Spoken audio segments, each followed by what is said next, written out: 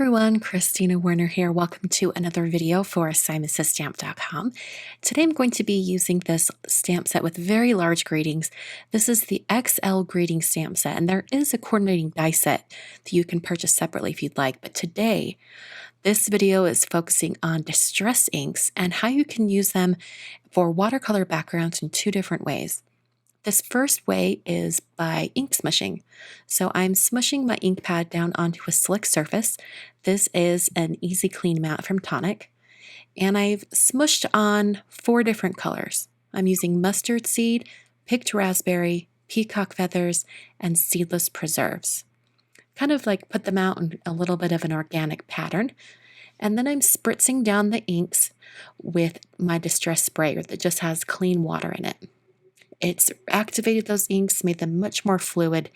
And now I'm going to take some Strathmore 5x7 cold pressed watercolor paper and press that down into the inks, using my fingertips to run across each section, kind of smushing all of those inks together and having them mix. When I lift up, I get a really organic pattern here. I'm going to tap off some of that really liquid areas at the bottom and maybe even use a paper towel to sop some of that up. And then I'll use a heat tool to dry this. You don't have to use a heat tool, but it definitely speeds the process along. I'm then going to pounce it into the leftovers from those smushed inks. And this is going to give some additional detail and kind of texture with colors on top of each other. This is where you get kind of a grungy background.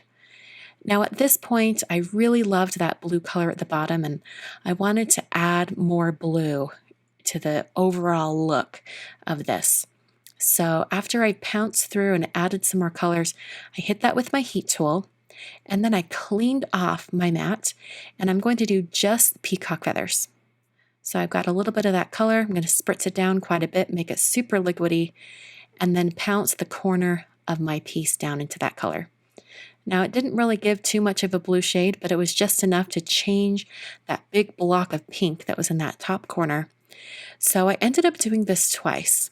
That first one was really liquidy, and this time I'm not going to spray it quite as much.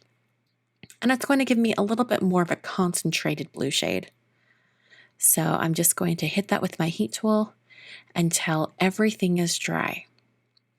So one of the things that I really love about distress inks is that after they're dry, they can be reactivated. So this is a dry background here, and I'm kind of flicking on some water onto this area, just water droplets. I'm going to pick up my watercolor sheet, kind of tip it around. That gets the water moving a little bit within those puddles. And then I'm using a paper towel to pick up that color. And it gives it almost a bleached look. I think it looks really, really neat. This is one of my most favorite ways to use distress inks. So after that's completely dry, I'm left with this kind of colorful, grungy background. So now on to method 2, which is still smushing your inks, but onto a palette, onto a separate palette that you can pick the colors up from. I'm using a large paintbrush. This is a size 8 brush. And I'm going to be painting with these inks as if they are traditional watercolor paints.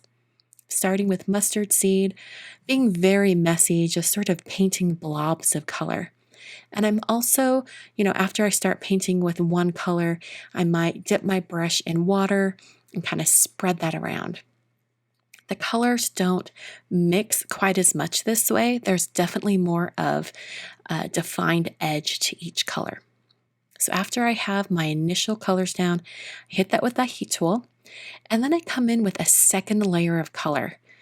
And by now, the inks on my palette are much more watered down. They're not quite as strong, and they're going to layer on top of the colors underneath and get a mix of colors. See that kind of red-orange shade in the top color, in the top corner? That's because that's picked raspberry on top of mustard seed. And you get more of a green right over this yellow section in the bottom corner because it is peacock feathers over mustard seed. I also love doing this because you get a really cool hard edge to all the little blobs that you paint. I'm going to hit that with my heat tool once again to dry everything. And then I'm going to do that same water droplet technique that I did with the first example.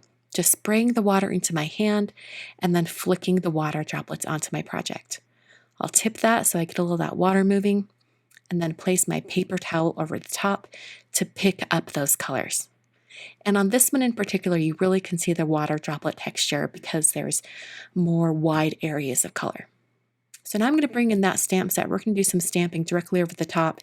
And I love this stamp set because it has really large greetings that go over the top of colorful backgrounds really, really well. So I'm prepping each background with an anti-static powder tool and then stamping the large greetings in Versamark ink. I'm walking my fingertips over the stamp each time, making sure that it's nice and pressed down evenly. In fact, I stamped them twice because this watercolor paper does have a little bit of a texture. I then applied some alabaster embossing powder from Brutus Monroe, and I'm actually going to heat emboss this twice. I noticed that that texture was really eating up some of that embossing powder, and since my stamp was still on the door of my MISTI, I stamped it twice. So I'm going to stamp directly over the top, apply more embossing powder, and then hit that with my heat tool. And you'll get a much more solid white when you do it this way. After I had this first background finished with the stamping, I went on to the second background and I switched up the greeting that I used this time. I did the exact same order of steps. I did the anti-static powder tool, stamped in Versamark ink twice, applied embossing powder, and then heat set that. And I repeated it for the second layer of embossing powder. So now that I have my greetings on here, I'm going to use the A7 layers dies from Waffle Flower to trim these out. I thought it'd be really nice since these backgrounds are so colorful and dramatic. It would be nice to have a big, wide, white border on a 5x7 card. So I've cut those out, holding the dies in place with some washi tape. And now I'm going to put them on top of some white card bases. These card bases are made out of Neenah Classic Crest Solar White 110-pound cardstock, and I just adhered those with a little bit of foam tape. So those are the two cards for today. I hope you guys enjoyed seeing two different methods for watercoloring with distress inks. You can get all the supplies that I've used today over at SIMUSStamp.com, and thanks for watching.